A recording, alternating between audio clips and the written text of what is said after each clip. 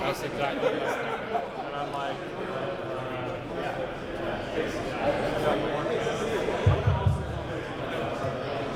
Seriously, like it's wrong.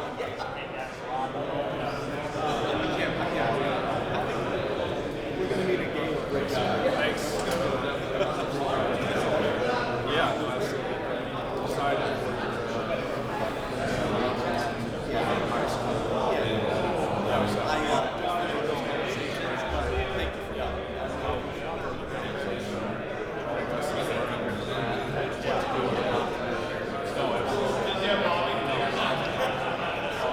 We're actually next week we're kind of developing it as we go. So we've got like the first year kind of figured out. We know what we want the second year to be. So we got to okay, this is what I'm thinking. This is expectations. They graduate. Jim Whitaker still there. That's great. Jim Whitmore. Elevated. The college kids, it's hard because like, you can't, like, you just start at the beginning, I feel like it's, so you gotta find a way of, like, it's a slightly elevated. Yeah, that's coming in, right? Yeah. And then it'd be like the nurses and the doctors, like, this is something like they're helping the doctors. It'll run on the show. Really running the show. That's awesome. Well, Hey, thanks good to so see you much. guys. That was awesome. It was a great session. For Good being seeing in the you morning, in Seattle. for 9 o'clock session, there was another 75, 80 folks in here. I was surprised at the last one. Me too, last day, and I didn't see anyone get up, so you guys kept their attention, this is goodbye. We're headed out of here. Okay. Well, Michael, thanks so much. It's been a real pleasure and treat having you on the task force. Yeah. Enjoy it. And if you need me for anything, Awesome. All right, Michael. see you guys. Safe See you at the meeting later.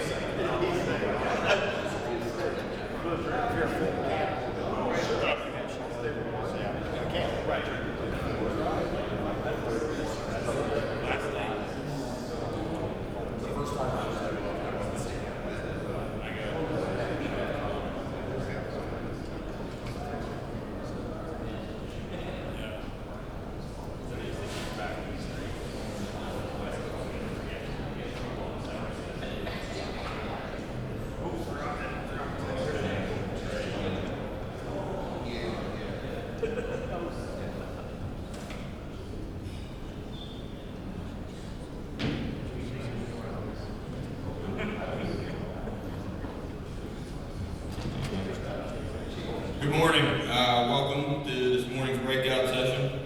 Hope everybody enjoyed the Universal Park last night. It was a great time networking with the majority of you. Today we're going to talk about enhancing worker engagement in the workplace safety through technology.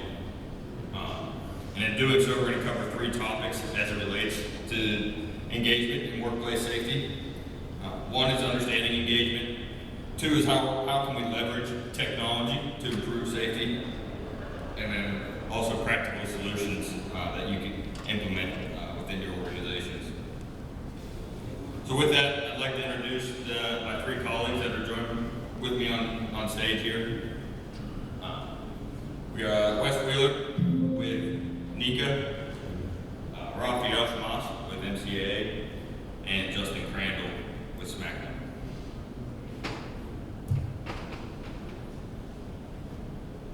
With that, I'll let them give a brief overview of who they are and what they do for each of their respective boards. Wes?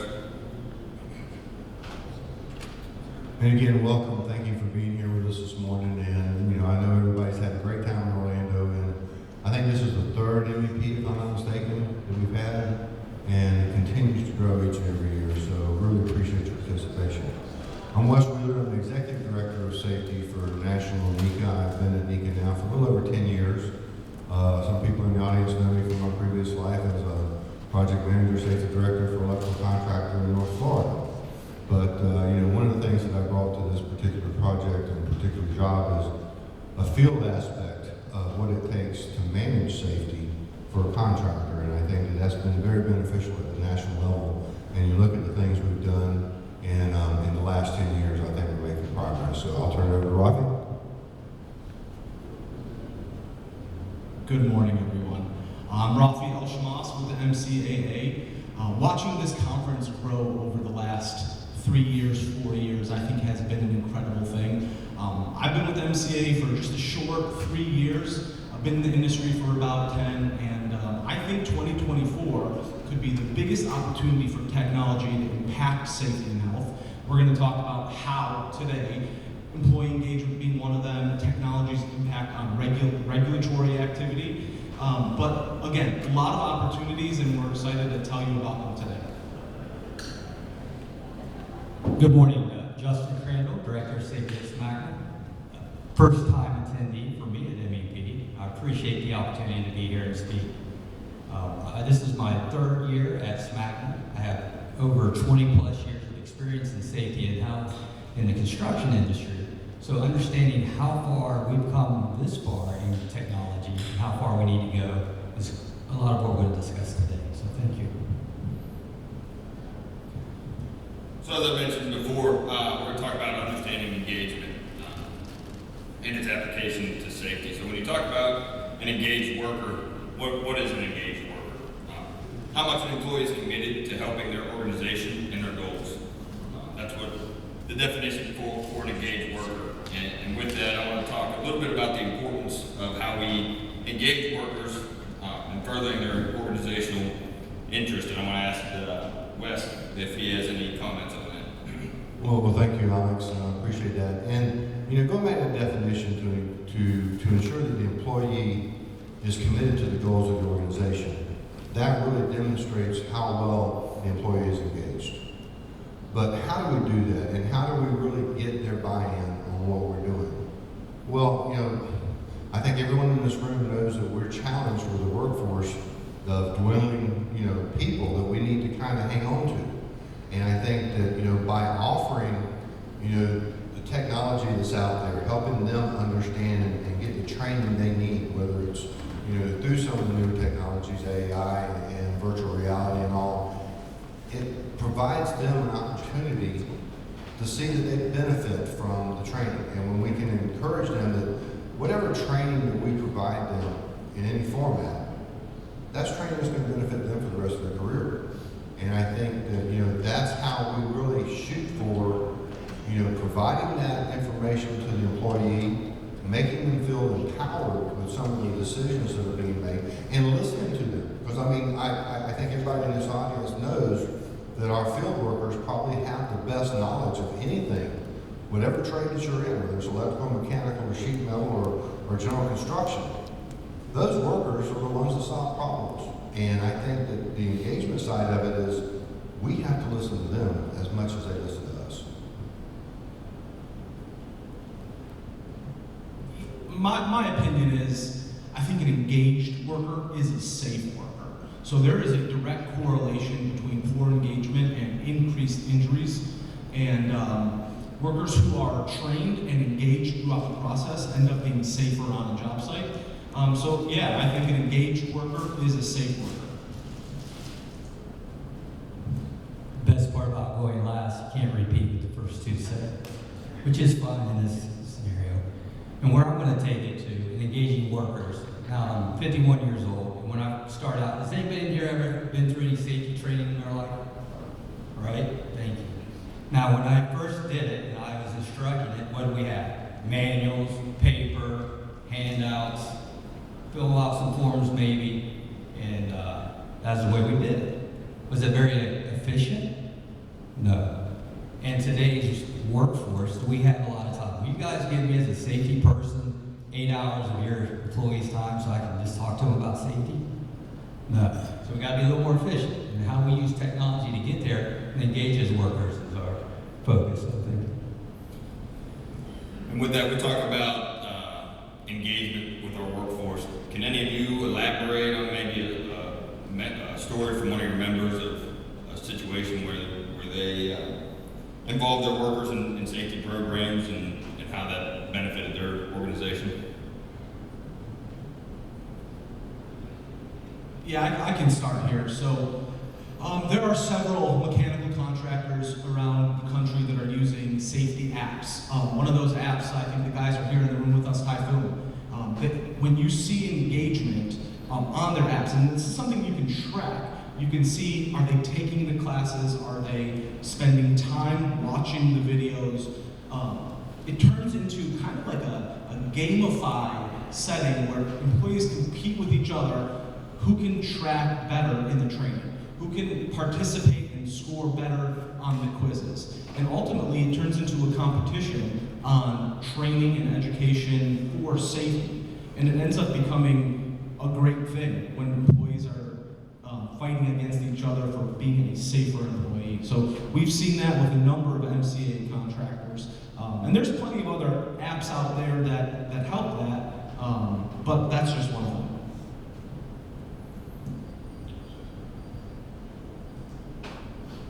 A good example of this engagement is anybody from Ernst Mennel in the room?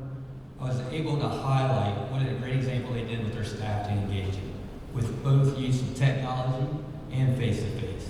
Traditional Jeopardy game, come up with some devices, with some awards, and continue to engage the workers versus just the straight-up lecture. And this occurred in December of this year. We're able to push it out on LinkedIn and use technology to help spread that message that it is still being done, and it is effective. So that was one quick example. I wanted to just add to what Rafi said a minute ago, the gamification of some of these apps, some of these programs that we use in training. Take for instance fall protection. There's apps out there now that an employee can go through the scenarios, make a decision, sees what happens, and depending upon what the other workers on the job site, it makes for an interesting safety talk in the morning. Hey, we're going to do this. Granted, the other side of the engagement is with the technology that we have. In the past, we all sent out paper, safety talks in the morning. This is what we want you to talk about and things like that. Now, with things being on electronic media And whether, the individual can use his own personal device to do it or not, providing those devices on the job site to allow our workers, because we know if they're engaged in sharing the message with the other workers on the job, they're going to listen to it. If we show up on the job, I show up on the job, Rafi shows up on the job, or Justin shows up on the job, or Alex for that matter, they hear us all the time. But when they hear it from their peers, and their peers actually do it, and share some of that technology using the videos and using some of the technology that we have available to them, I think they listen a lot better.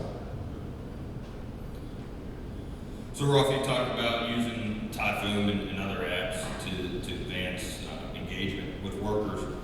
Can you explain how some other technological advancements can be utilized for worker engagement and some of the benefits to that? Sure, I'll talk about a few things here.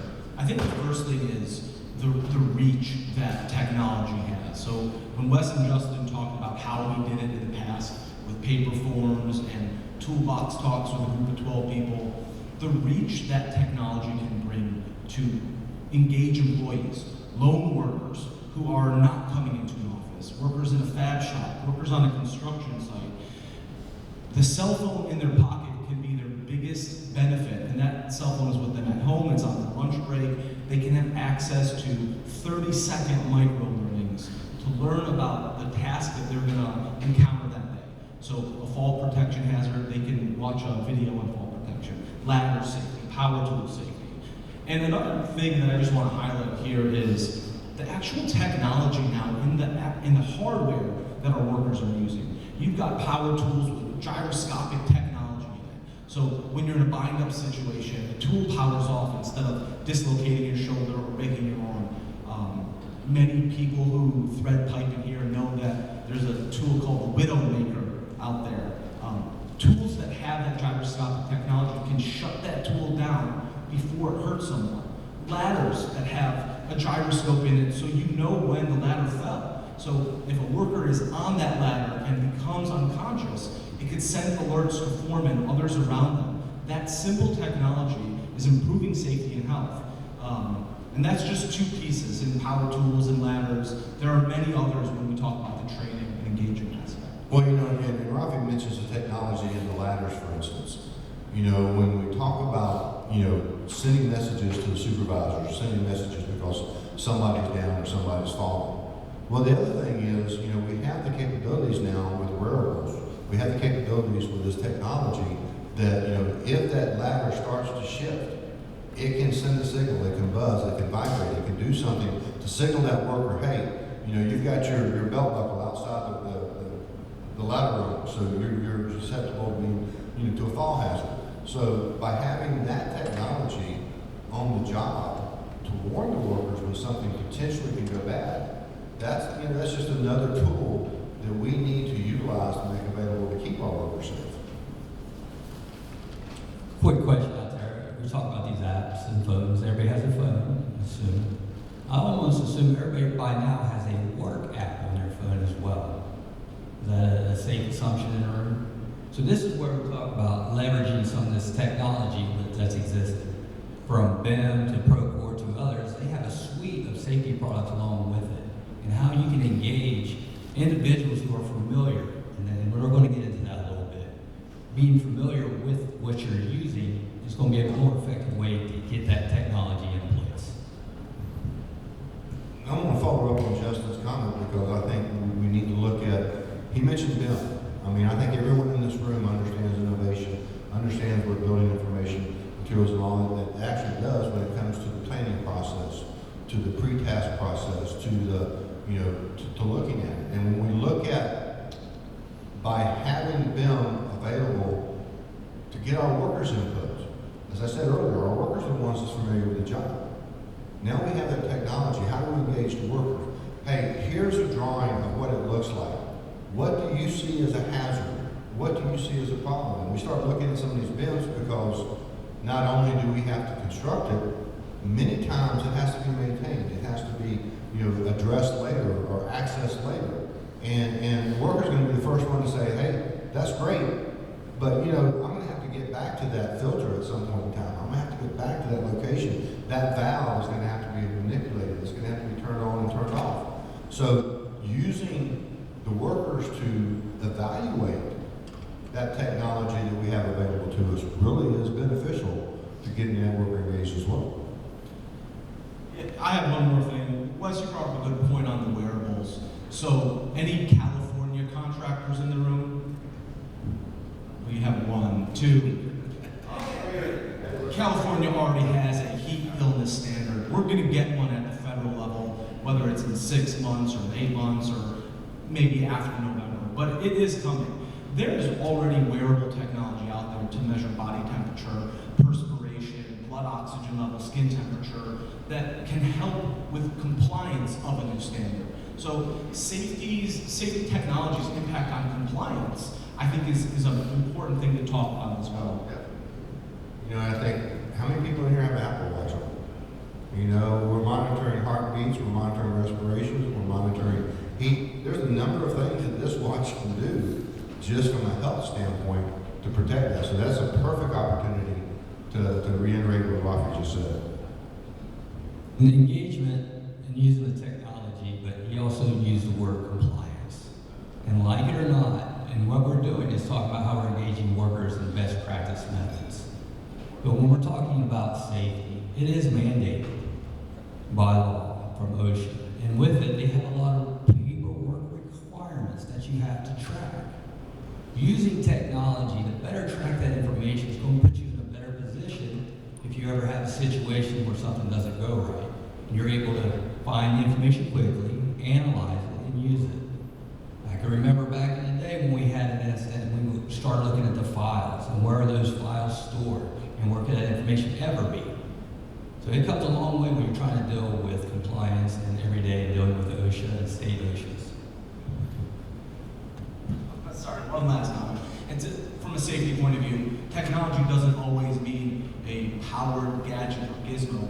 Technology can also apply to the things that our workers are wearing. So for example, there's moisture wicking materials. Where we're at with material science has brought a level of technology to the shirts that our workers are wearing at the job. So in my opinion, it's more than just a gadget or a gizmo that means safety technology. Well, I've got to bounce off of that, Rafi, because I mean, you talk about garments and you know, being in the electrical, how many electrical contractors do we have represented in the audience? So, I mean, many of us remember back in the 1990s, what was the material that we used for arc-rated garments and FR garments? It was Nomex. It did the job, but it was uncomfortable, it was hot, it was scratchy, but it protected the workers in those environments. So when we've got things that are now, we've got PPE category 3 materials that as thin as that Under Armour shirt that you're going to wear out for a workout. You know, the technology that exists in those garments to protect the workers and make them more comfortable and improve the functions of the arc-rated garments. I mean, that's huge when you look at all the advances, and they're not stopping there. They're doing the next thing too. So it's like we're never going to get to that point where they're not going to have some innovation or some new garment that's going to be there. So it's no secret, we talk about the diversity, we talk about an aging workforce, we talk about a young workforce. How does that play a factor in the approach that companies will take implementing technology within their workforces, knowing that they have those challenges ahead of them? As you can see with the microphone right there, as you get older, you're going to be challenged a little bit more with technology. But you're also more aware of the wisdom that there is no perfect technology and that we have to adapt whatever is available. Adaptation is very important because, as you can see at this panel here, we have 4 separate decades of individuals, and we definitely have different learning styles, correct? Technology is for all, not just for the old or the young. So adapting it, get some additional feedback from my parents. Yeah, I agree with you, Justin, and I think a common misconception might be the older workforce or the aging workforce has a hard time with phones, and I don't agree with it. I think everyone is used to an iPhone now. The challenge, I believe, is technology is changing so fast that in just 5 years from now, we all might be using a new device. So it's not the aging workforce, it's just the workforce keeping up with the new technology or whatever we're going to have to deal with in 5 years. Hence, Wes was saying, but then they give me a hard time because of age. I use Chat GPT-4 because it's an amazing tool to assist me with some of my admin things I need to take care of immediately. So, for the old guy, I'll take it. Well, I mean, when you hear the universities and all are not even going to be checking for the writing assignments that are being done by ChatGPT, that you know, it lets you know that they look at it, at least the person is researching it, coming up with it, and whatever they turn in is a product that they want to turn in. But going back to, you know, the aging workforce and how do we address that differently? You know, when we talked earlier about the gamification, it was really because the younger workforce, and look at what we've done in the armed services, in the armed forces, in the tank controls. Hey, you know, it used to be these old leaders and everything else that you used. How are tanks controlled now? They're all joystick controlled. Why? Because our younger workforce has been playing video games ever since they were young, and they know how to manipulate their hands, know how to manipulate their fingers, and they can do a dozen or more different scenarios with that joystick and that controller to actually do it. So, what are we doing into the workforce? Well, we now have cranes that are joystick controlled. We now have equipment that's on the job. So we're adapting our jobs and our equipment to the workforce that's coming in. And at the same time, are the older workforce being, you know, addressing that or adjusting to it? Yeah, they are. You know, they may not learn as quickly as some of them just because of their, you know, behind the curve, so to speak. But everyone in the construction industry, we've proven ourselves we can learn how to do anything. You know, it may take us a little while to do it, but I don't think anyone in this room has ever said, I can't learn how to do that. And even whether you're a young worker or an older worker, our goal is to get the job done, and we learn how to do it.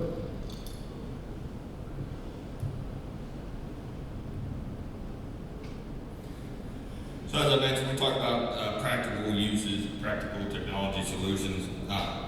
Rafa, do you have an example on integrating safety recognition within technology you'd like to share?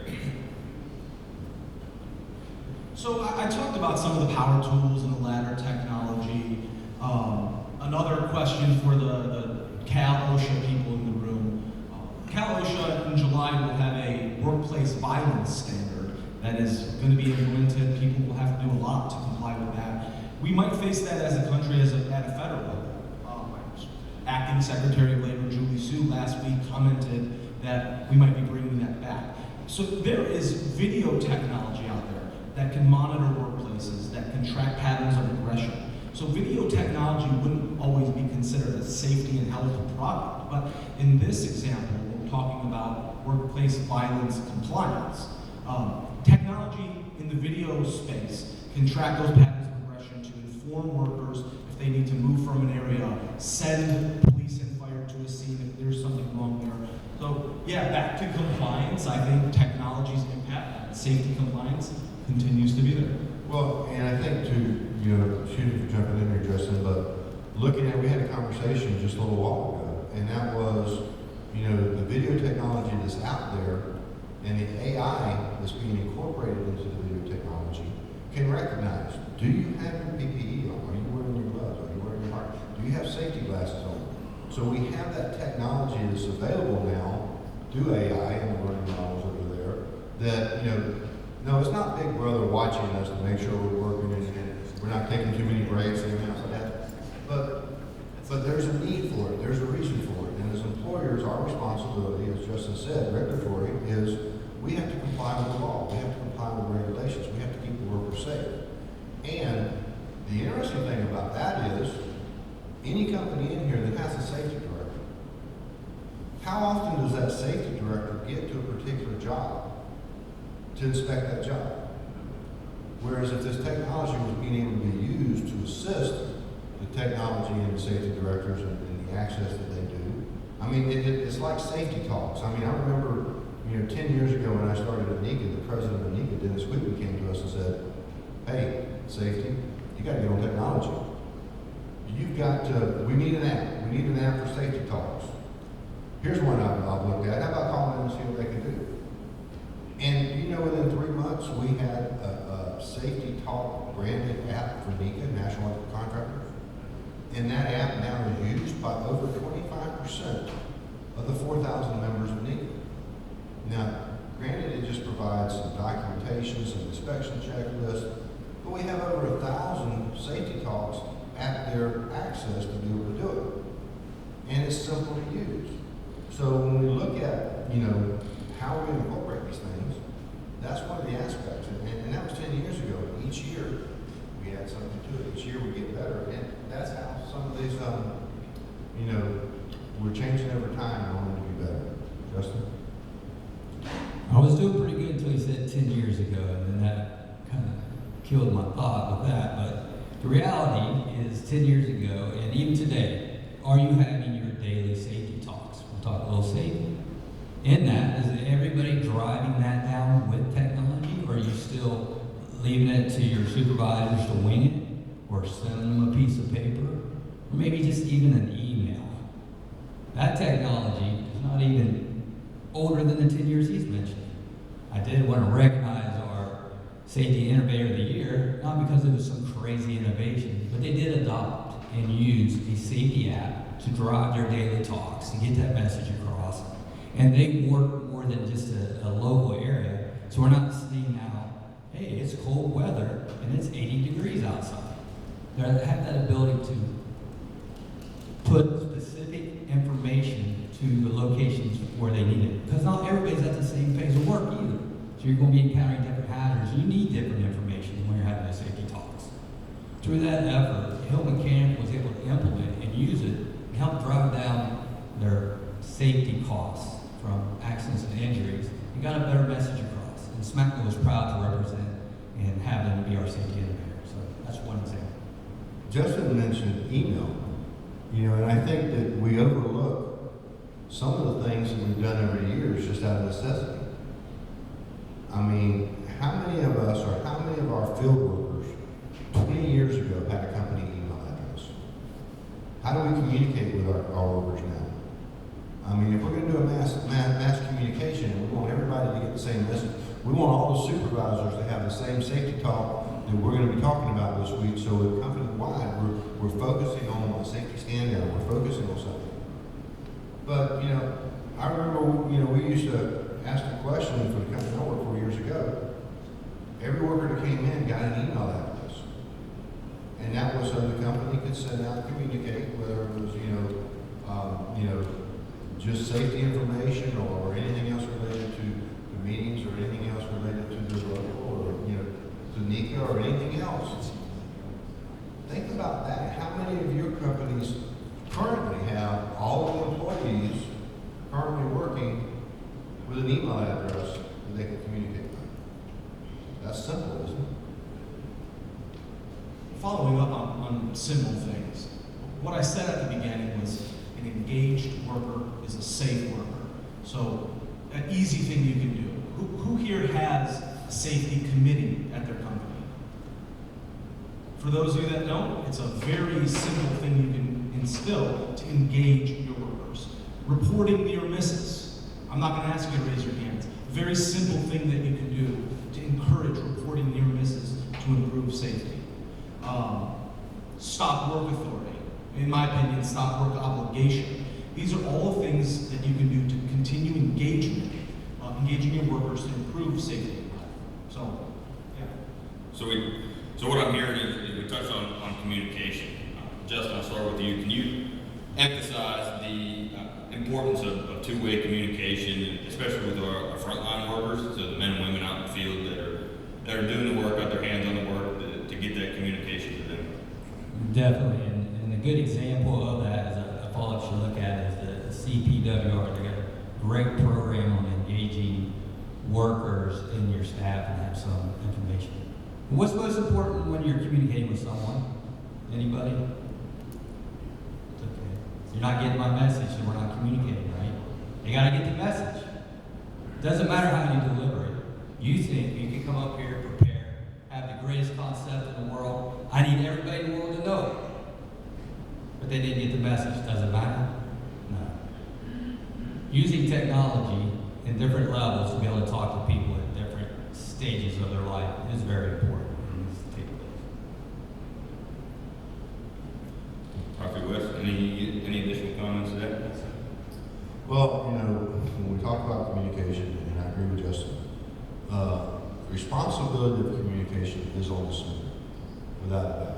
So when we have all these tools that are available to us, the AI, the ChatGPT, to be able to, hey, I want to say this in a certain way, or I want to cover a certain topic, and we can have technology worded for us so that number one, it's readable, it's understandable, because how many of us have written something down and we come back and look at it and it's like, what was I trying to say there? And we have the resources available to us to ensure we get the message clearly and clearly communicated. So I think that's just one of the key aspects that any time that you're talking about communication, and as one of the gentlemen in the audience, the other side of it is active listening. We as supervisors, we have to practice active listening from our workers, from our co-workers and all. Why? Because we need to listen to understand, not listen to respond.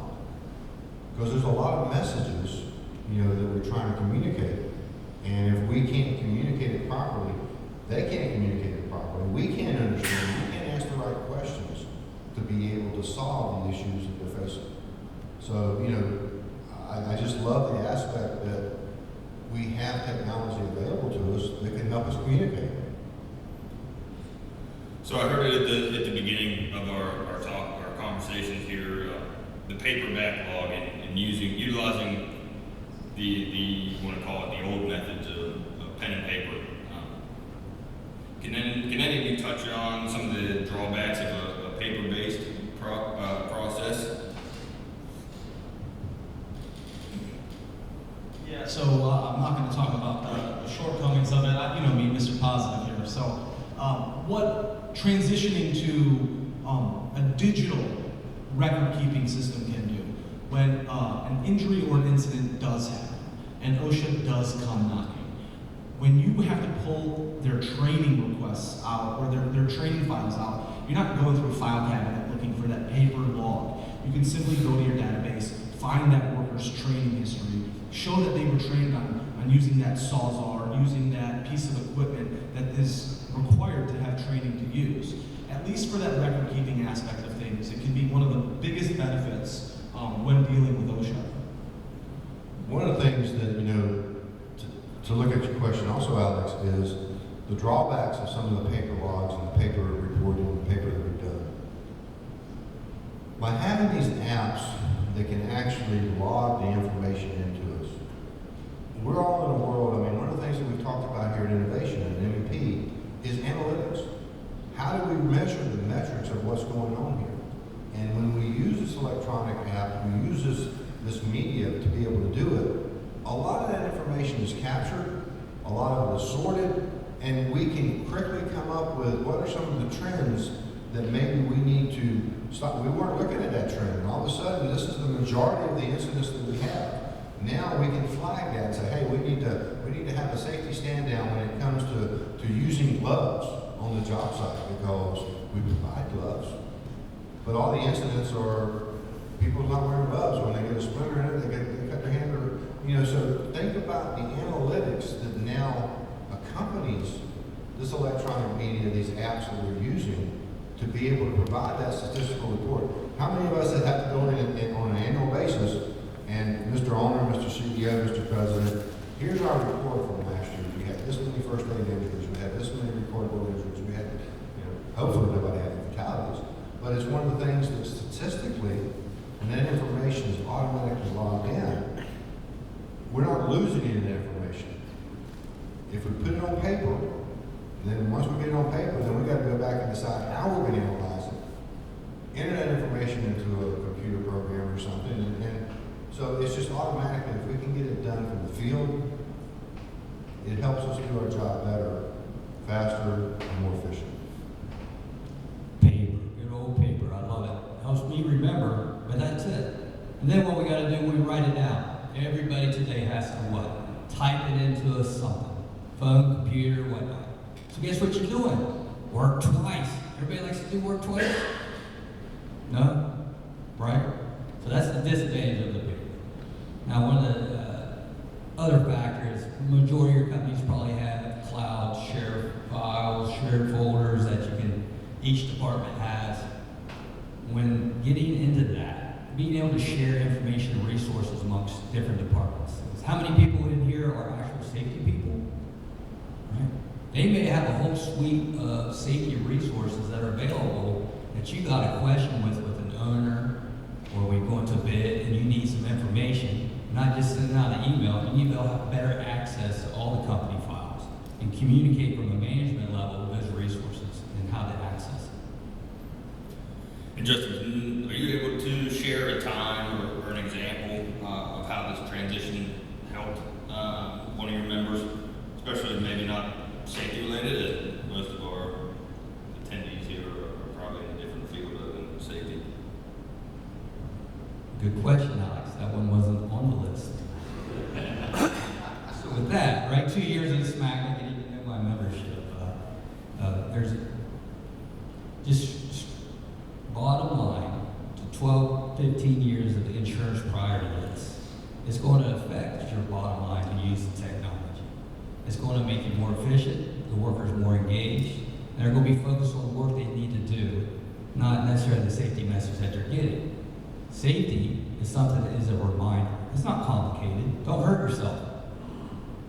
Pretty simple, right? Just don't hurt yourself. If someone every morning told you don't hurt yourself, then you're going to think about not hurting yourself. You go a year without hearing from anybody, get your work done, get the work done, get the work done. It's not going to be valuable. Safety is that constant reminder. And to be able to deliver a message every day in the morning, at your management meetings at the beginning and whatnot, you got to be able to leverage those resources, or you just won't be able to get it accomplished. Well, yeah, you know, and to that point, Justin, safety in a project manager's meeting is just as important as safety on a job site. Okay, because you know one of the things that we each have found as executive directors of safety for organizations is we preach to the choir every time we have a safety conference, but very seldom do we get the opportunity to preach, to share our information with some of the decision makers like you that are in the audience today. And that's the reason why it's important for us to be able to communicate to you what's important and how you can engage those workers, get them involved with technology, get them involved with safety, and also get the rest of the office staff up to speed on what those requirements are. Let me ask you a question. How many people in this audience have had to fill out a third-party pre-qualification for a project? I see a few hands. Well, again, it's becoming more prevalent. If you're doing work for utilities, you're doing work for municipalities, you're doing work for a large data center, for instance, you've got to go through the pre-qualification process. And believe me, that process is not easy. So when you look at technology to be able to actually formulate that plan, be able to access that plan, as Justin mentioned, in the cloud, or Robbie mentioned, you know, to be able to have everything in a central location, because, you know, many of y'all have offices across the country. And I use the word y'all, okay? So that first off tells you that, yes, I am originally from the South. I'm from Florida, so I do have some Southern slang. I just want to make sure that, does anybody that did not understand me when I said that? Thank you, Alan. I know you laughed. But anyway, it's one of those things that having offices across the country, you know, having that information shared on the cloud, because you're dealing with different utilities, different municipalities, you have different safety directors that are submitting for these pre-qualifications. You know, what would it be like in the old days if we had to do that and we didn't have access to technology to share the information today? Wes said it. Safety is everyone's responsibility. Who here in this room has safety in their title? We've got one. Doesn't matter. It's your responsibility. Chris, it's your responsibility. Franz, safety is your responsibility. So when I said earlier, stop work authority, really it's the obligations the stop work obligation. So, Mark, when you walk past something and you see it's unsafe, it's not just your right to stop work to fix that problem. It's your obligation to the people around you. It's all of our obligations to create a safer workplace for us and the people around us. You remind me of a story, and how many people here has performed work on mining operations or mining sites? MSHA, okay. In doing some MSHA training I've done in previous lives, you know, one of the comments was, the guy came across the radio and said, hey, there's a big boulder in the road up there, somebody needs to get up there and move it out of the way before it becomes a problem. So what did they hear on the radio? Well, you're there, why don't you take care of it? And it really does, when we start putting the safety on the responsibility of others and not taking the accountability ourselves and doing what we can to make the job site safe and make the roadway safe, it really put things in perspective. And by the time he came back on the radio and said, hey, I took care of it, don't anybody worry about it, it's taken care of. That's ownership. Let's take ownership of it. Whether you are the safety net, right? Or you're not the safety net. As Rafi mentioned, if you've been in the field, if you've been in the office, do you realize that you are a supervisor by definition, according to the Washington Act and all the regulations and everything else that's happening? And as a supervisor, you're responsible for the safety of your workers. And the last comment I want to make on this, I talked about it earlier. There's no secret that we are experiencing an aging workforce, and not only that, a younger workforce coming in. And whether you know it or not, not all the younger workforce coming in is tech savvy or probably knows how to use it like some of you may think they do. Myself, I use a paper up here. So, wanted to ask you guys, how do you get the aging workforce, and even like I mentioned, the younger workforce on board with this paperless technology and using these apps to move forward, move their organizations forward as we get inundated with this technology? Look at me, I get to go first. Working with different age groups, you guys do that every day. That's not a safety issue, that's a management issue. That doesn't change. You have the same challenges that we do with safety in the operations side with varying workforce. We just try to complement that. One of those things I will, because there's others that may do it, but Typhoon and Aurora is trying to tackle that problem from using quick bursts of learning. They talk about kids wanting to learn now and everything's super fast. I can tell you this, as a 51-year-old, I need my stuff super fast too. Because if you take too long, I'm just going to ignore you and move on, just like the guy just left. It's beautiful. But with that, that's what I want to get into the closing, because there's some new technology I'll review at the end. You know, I think, one of the questions was how does the older workforce engage the younger workforce with some of the technology that's out there? I think one thing that the older workforce is responsible for is transfer of knowledge. Granted, if they're not transferring their knowledge that they have from the field, from the trade, whatever trade it may be, to that younger workforce, how many of the younger workforce, they spend hours watching YouTube. They spend hours, if they need to know how to do something, they need to know how to change a light bulb in a car, what are they going to do? Hey, let me go to YouTube, let me see here, and they're going to watch that. So I think that what happens is we've got to get the older workforce to have that transfer of knowledge to the younger workforce, get them engaged, and then the younger workforce uses what they're familiar with. They use YouTube. They go out and they say, hey, look, let me see how this is done by other people. He's told me what to do, but maybe I need to watch it for myself. So that's one way I think that really the older workforce can lead the younger workers to be successful. My opinion is it's less about age and it's more about finding learning individuals. So whether you're training a 60-year-old or a 20-year-old on a new technology, a new software, in 3 years you're going to have to train them again on the next thing. Whether it's in the office, we face new accounting and new finance years from now, we're going to have another finance or accounting software. Or on the job, companies like Typhoon, their program is going to be different in 3 years from now than it is today. So it's more about finding learning individuals who can adapt and learn as technology changes. So I want to wrap up with two questions here. Sorry you guys picked this room. We're safety professionals. We like to talk, so we took the full time here. But I want to talk about accessing success and continuous improvement. I'm going to ask the three here to touch on it briefly and stress the importance of ongoing evaluation as it relates to technology and implementing it within our organizations. Well, you know, I think that every company in here should audit the programs that they have.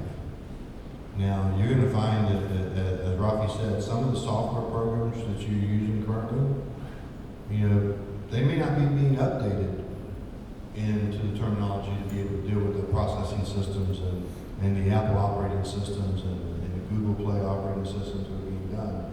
And, you know, you run the risk of, if you're not updating that information, you're not auditing that information to ensure you have the latest, then you run the risk of being behind the times.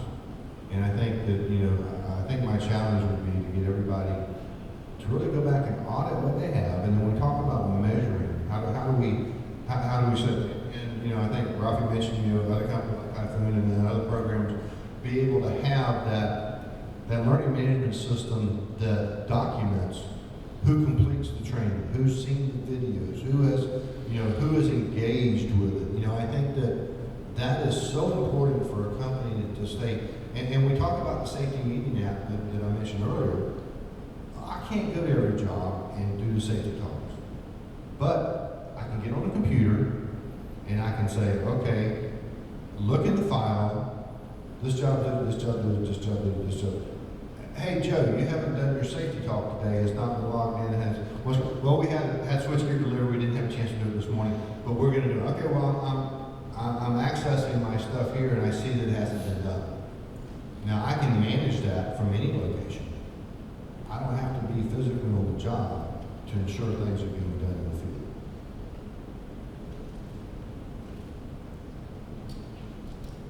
It's no secret, workplace safety probably isn't the most engaging topic for contractors, but it is the most important topic that we have. And I say that, it's my opinion, but I say that because when you work on the projects, you build the buildings, we're a resilient industry. When I drive past the Milwaukee Brewers Stadium and I look at that feat of engineering and construction, I don't see that. What I see is the workers who lost their lives on that project in the Big Blue incident. So you don't want to be known for that big building, how many people died building that building. When I take my kids to a baseball game there, we stop at the memorial, we take a picture in front of it, we talk about it. So it's not about building the biggest thing as fast as we can, and then being known for the lives or the amputations or whatever the cost was on that site. So when we talk about assessing success, a safe project is a successful project, in my opinion. Ultimately, with safety, success is why the hell do we have you? Things are going well, right? We're not a production piece. We're a tool. We're a partner in the business to help keep the operation growing so you don't have those hiccups and comply with the government.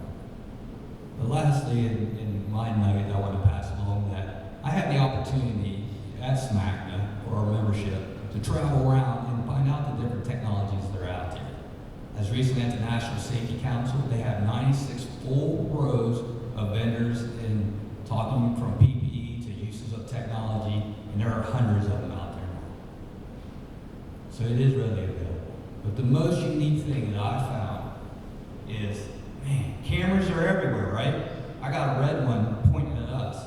And part of that, you can imagine, is you can tell, so they say, if someone's distracted.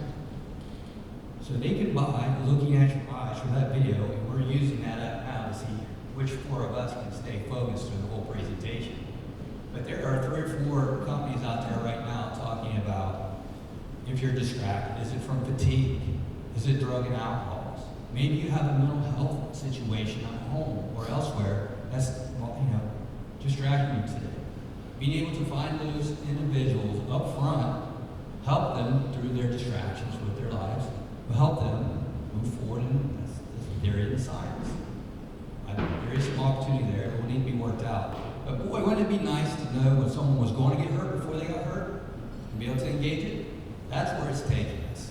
So with that, I appreciate your time and I'll pass it on. Yep, I just want to wrap up. One, thanks everybody for sticking with us. I hope we provide some valuable insight that you guys can take back and implement within your organizations. I'm going to let the panelists here do some closing remarks and we'll call it a day. Well, first off, I want to say that I'm very thankful to be a part of the four sitting on the stage today, between Alex, Rafi, Justin, and myself. This follows an alliance that was formed between our CEOs and their mission in the job sites and the workplace and the safety. So we're an extension of what they have come together to accomplish. The other thing that Justin just mentioned, I think we would be remorse not to actually touch base on that is mental health.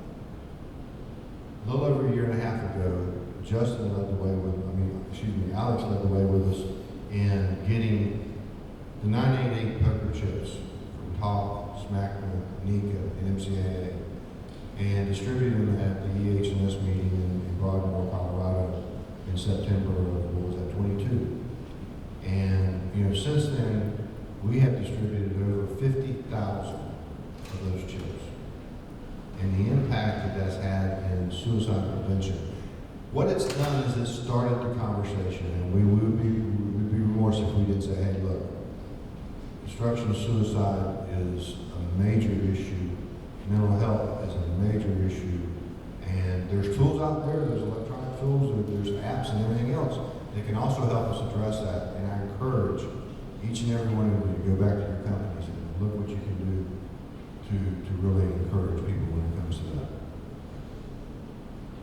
How do you follow that? All I want to say is you all have options on what you can do with your time. You can be at the pool bar right now, and I just want to say thank you for being here with us this morning and listening to what we had to say. With my closing, because we are out of time. I can't get back to you because the next session starts shortly. Yep.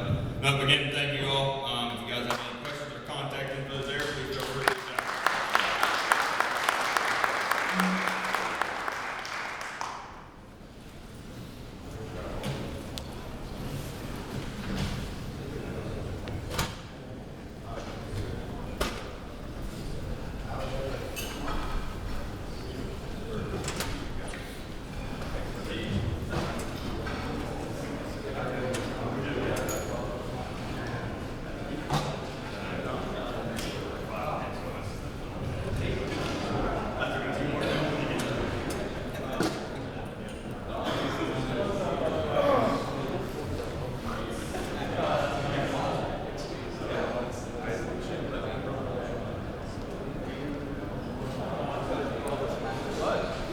Mechanical Services. So I talked to you quite a bit in a few days. I was happy last night. Appreciate you guys. Go on. I've never been to that site. Okay. You've been to Oregon before, right? Yeah. Very nice to see you. Safe travels. Yep. Have a safe flight. See you next week? Yeah. Alrighty. Yep.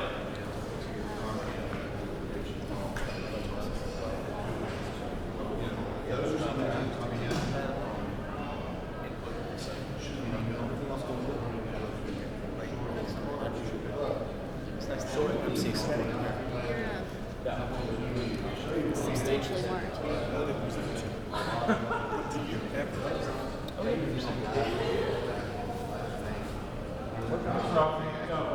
Hey, shameless plug now. I got a Brisbane check.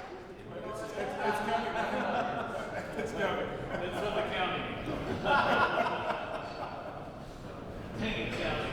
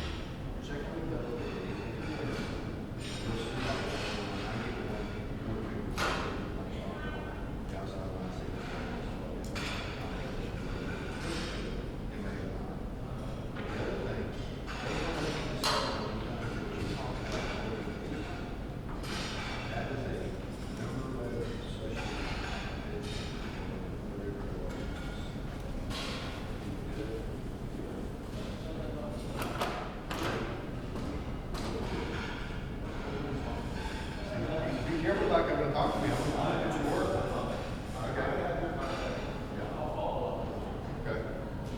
That's great. Thank you for being here. And, you know, it's a difficult topic, but when I approach to hear it, let us come to the meeting. All the way to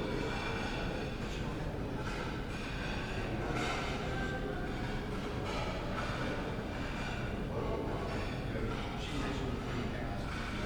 I was looking at the precast work.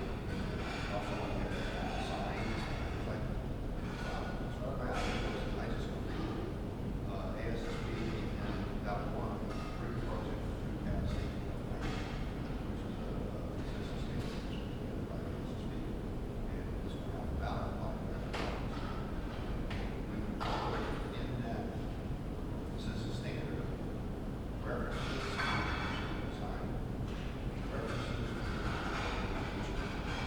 participation. And that's what we must have said every day is that employees know the service and the office.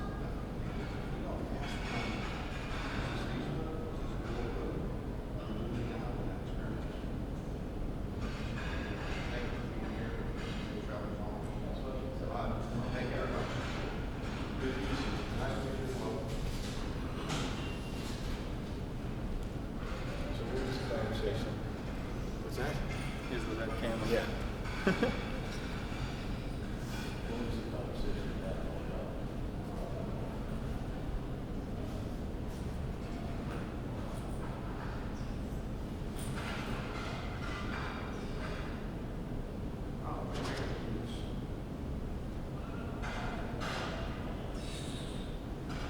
I'll turn around here and walk off and forget this.